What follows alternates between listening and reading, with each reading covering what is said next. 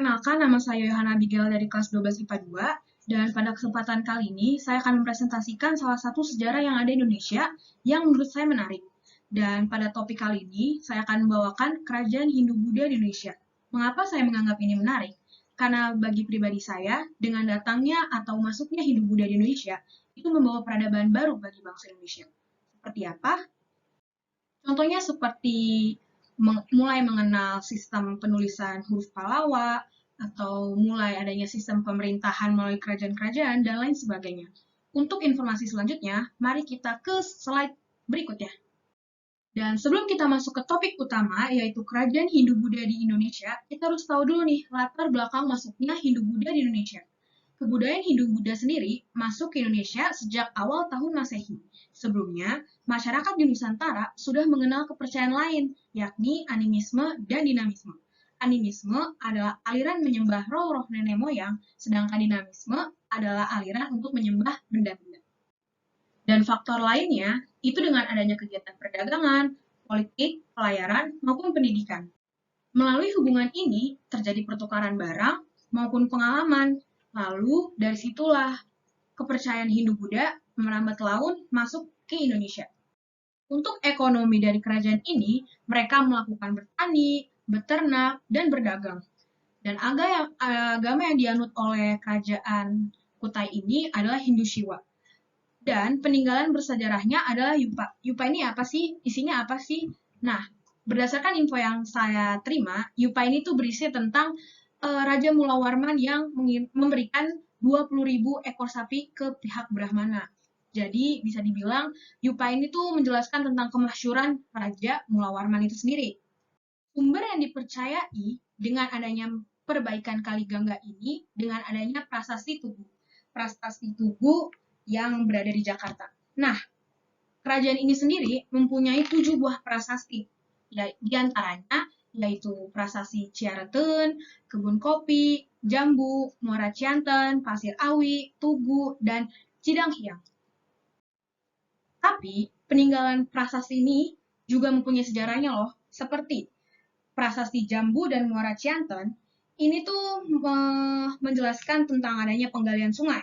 Dan prasasti Pasir Awi, Tugu, dan Cidanghiang itu menjelaskan kemasyhuran dari Raja Punawarman itu sendiri. Nah, untuk agama yang dianut Kerajaan Tarumanegara adalah agama Hindu-Wisnu. Selanjutnya ada Kerajaan Kalingga atau Holling yang ada di Jawa Tengah. Pendiri kerajaan ini adalah Prabu Masumuti. Nah, Kerajaan Kalingga ini dipimpin oleh seorang ratu yang dikenal sangat tegas, yaitu Ratu Sima. Keren kan? Untuk ukuran pemerintahan struktur yang jelas, itu dipimpin oleh seorang wanita, pun juga orang ini dikenal sangat tegas.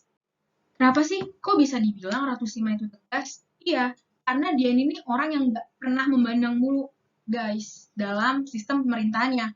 Contohnya, itu ada saat anaknya yang tidak sengaja menyentuh barang yang bukan miliknya. Jadi, awalnya sang ratu itu menjatuhkan hukuman mati untuk putranya. Akan tetapi, para pejabat yang memerintah saat itu tuh meminta untuk Ratu Sima tuh, jangan deh, kasihan ini kan anak kamu gitu. Akhirnya tidak jadi dihukum mati, tapi kakinya dipotong. Serem kan? Bayangin itu, makmum. Oke, kita balik ke topik. Adanya peninggalan berupa berita asing. Berita asingnya itu tuh terbagi menjadi dua, yaitu berita dari Itsing dan Dinasti Tang. Yaitu ada prasasti, candi, dan naskah. Prasastinya ada Tukmas, dan candinya itu ada Candi Angin dan Bubrah. Ekonominya itu perdagangan dan pertanian, sedangkan agama yang dianut adalah agama Buddha. Memang untuk orang-orangnya menganut agama Buddha, tapi kalian tahu nggak kalau ternyata Ratu Sima itu memeluk agama Hindu Siwa. Sebenarnya pada dasarnya kerajaan Hindu-Buddha di Indonesia itu tuh punya saling keterkaitan antara satu dengan lain. Contohnya itu Kerajaan Mataram kuno. Nah, Kerajaan Mataram kuno ini pendirinya adalah Sanaha. Sanaha ini masih satu keturunan dengan Ratu Sima. Dan kerajaan ini sendiri pun terbagi menjadi dua dinasti, yaitu dinasti Shailendra dan dinasti Sanjaya. Mudahnya, dinasti Shailendra itu tuh menganut agama Buddha, sedangkan dinasti Sanjaya itu memeluk agama Hindu. Lalu adanya sumber prasasti Canggal dan Mantiasi, dan juga peninggalan Candi Borobudur dan Candi Prambanan tuh yang sangat terkenal. Seperti yang kita tahu, Candi Borobudur itu kan identik dengan Buddha. Nah, berarti itu masih ada keturunan dari dinasti Shailendra. Dan Candi Prambanan itu kan identik dengan Hindu, dan itu masuknya dengan dinasti Sanjaya. Untuk ekonominya, ada pertanian dan pajak rutin, dan seperti yang sudah saya sampaikan, agama yang dianut ada dua, yaitu agama Buddha dan agama Hindu. Tapi, apakah kalian tahu kalau kerajaan ini tuh mengalami pemindahan ibu kota? Pemindahan ibu kota ini tuh dari Jawa Timur ke Jawa Tengah yang dilakukan oleh Kusindok. Alasan utama mengapa kerajaan ini berpindah ibu kota itu karena adanya bencana alam, guys, yaitu bencana letusan gunung api. Kerajaan Sriwijaya itu tuh kerajaan yang sangat terkenal pada zamannya tuh. Karena apa? Karena pemerintahannya yang sangat luas dan mencakup berbagai daerah juga. Nah, ini juga bisa dikategorikan sebagai terkenal karena sebagai pusat tempat pembelajaran Buddha. Maka dari itu, kerajaan ini pun disebut dengan kerajaan yang memiliki 1000 pendeta Buddha. Yang terpenting adalah adanya catatan mengenai informasi kerajaan ini yang ditulis oleh seorang biksu, yaitu Itsing. Selanjutnya ada kerajaan Kediri. Sama seperti kerajaan sebelumnya, kerajaan Kediri pun juga ada hubungannya dengan kerajaan sebelumnya, yaitu kerajaan Medang Kambuhan. Nah, Airlangga ini membagi dua kekuasaan pada anaknya, yaitu Samarawijaya yang memimpin Kediri dan Makanji yang memimpin Jenggala. Namun, pada topik kali ini kita hanya membahas kerajaan Kediri yang berada di Jawa Timur. Nah, lokasinya ini itu diapit oleh Sungai Berantas dan Gunung Kawi. Nah, adanya peninggalan prasasti Hantang dan Kitab Baratayuda. Apa sih Kitab Baratayuda ini? Nah, isi dari Kitab Baratayuda ini adalah Jenggala dan Kediri tak akan pernah bisa menyatu atau akur. Sama seperti halnya kayak hubungan adik kakak kan jarang juga ya yang akur terus. Sama juga seperti kerajaan Jenggala dan Kediri. Tapi siapa sangka sih, ternyata ada satu raja yang bisa menyatukan kedua kerajaan ini. Penasaran gak siapa? Raja yang menyatukan kedua kerajaan ini yaitu Raja Jayabaya. Nah, adanya peristiwa itu tuh ditulis dalam Prasasti Hantang, yang isinya Jayabaya berhasil menyatukan Jenggala dan Kediri. Setelah berakhirnya kerajaan Jayabaya digantikan nih sama raja yang baru, namanya Raja Kartanegara. Ada yang familiar dengan namanya? Ya, jadi Kartanegara ini tuh pencetus adanya ekspedisi Pamalayu. Tahu nggak ekspedisi Pamalayu itu apa? Sebenarnya tujuannya ekspedisi Pamalayu itu bagus untuk menjalin kekerabatan. Tapi kalian tahu nggak kalau sebenarnya Raja Kartanegara ini tuh juga punya sifat yang angkuh dan sombong. Contohnya aja, dia tuh pengen dihargai lebih dari Brahmana. Padahal posisinya Brahmana itu kan setara dengan pemuka-pemuka agama orang kepercayaan Hindu-Buddha kan.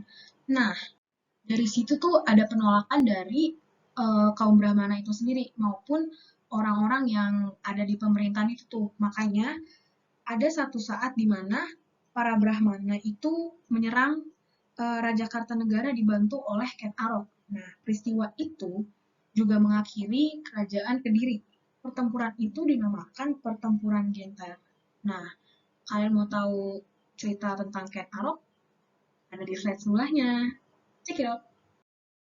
Nah, untuk selanjutnya ada Kerajaan Singasari yang dipimpin oleh Ken Arok sebagai raja pertamanya. Seperti yang saya sudah sampaikan sebelumnya, bahwa Ken Arok ini nih diminta tolong oleh kaum Brahmana untuk membantu mereka untuk melawan Raja Kartanegara. Nah, sebenarnya Ken Arok ini nih dari kaum apa sih kok bisa membantu Brahmana? Sebenarnya Ken Arok ini tuh bukan kaum bangsawan atau kaum Brahmana. Bahkan ada rumor yang mengatakan bahwa dia itu anak perampok. Nah, dia juga dikenal sebagai berandal. Bahkan dia telah membunuh pemimpin Tumapel, Tunggul Ametung, demi menikahi Ken Dedes. Jadi mungkin dia dikenal sebagai orang yang kuat sehingga ditakuti. Namun ternyata kerajaan Singasari ini tuh berada di masa kejayaannya pada saat Raja Kertanegara yang memimpin. Nah, juga kerajaan ini tuh mayoritasnya beragama Hindu Siwa dan dengan adanya peninggalan prasasti Jago, Singosari, dan Penataran, menunjukkan bahwa sepertinya kerajaan ini tuh tidak bertahan terlalu lama. Dan tibalah saatnya kita di kerajaan terakhir, yaitu kerajaan Majapahit yang ada di Jatim. Sebenarnya adanya kerajaan ini tuh juga masih ada hubungannya sama kerajaan sebelumnya, yaitu kerajaan Kediri.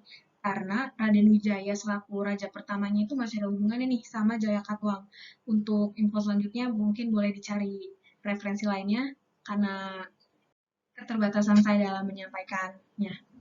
Singkat cerita, akhirnya kerajaan ini tuh mencapai puncaknya pada saat Hayam Wuruk dan Gajah Mada itu memerintah. Nah, Hayam Wuruk ini tuh seorang raja, sedangkan Gajah Mada itu adalah seorang patih. Jadi ini ibaratnya tuh Gajah Mada udah jadi orang kepercayaan kerajaan Majapahit secara turun-menurun. Dan Gajah Mada sendiri tuh adanya pencetus Sumpah Palapa. Kalian pernah nanya nggak? Pernah berpikir nggak? Apa sih Sumpah Palapa itu? Singkatnya, Sumpah Palapa itu tuh untuk menyatukan Nusantara gitu. Bahkan Gajah Mada tuh rela berpuasa sampai dia berjanji pada um, rajanya untuk menyatukan Nusantara. Mulai dari sini tuh juga ada konsep menabung nih. Kenapa di sini udah mulai ada konsep menabung? Karena di daerah sini itu kan banyaknya um, penjual gitu ya dari mancanegara. Nah, mungkin dikenalkan lah ini apa namanya prinsip menabung oleh para pedagang asing sehingga mereka tuh juga menerapkan adanya konsep menabung. Lalu di sini ada peninggalan karyanya yaitu Kitab Sutasoma yang ditulis oleh Empu Tantular dan Kitab Negara Kertagama ditulis oleh Pu Prapanca. Lalu terjadinya perang saudara untuk perebutan kekuasaan nih yang disebut perang Parekrek. Nah, ini tuh nantinya ada perebutan kekuasaan dan mungkin jadi akhir dari kerajaan Majapahit. Namun sebenarnya alasan utama runtuhnya kerajaan Majapahit itu karena udah adanya tersebarnya kerajaan mulainya masuk agama Islam dan adanya penyerangan dari oknum tersebut. Seperti itu. Sekian presentasi singkat dari saya. Maaf bila ada kesalahan dalam pengucapan atau maaf bila ada informasi yang salah karena di sini saya juga masih belajar. Kiranya kesan dan kritik yang membangun dapat saya terima. Terima kasih dan sampai jumpa.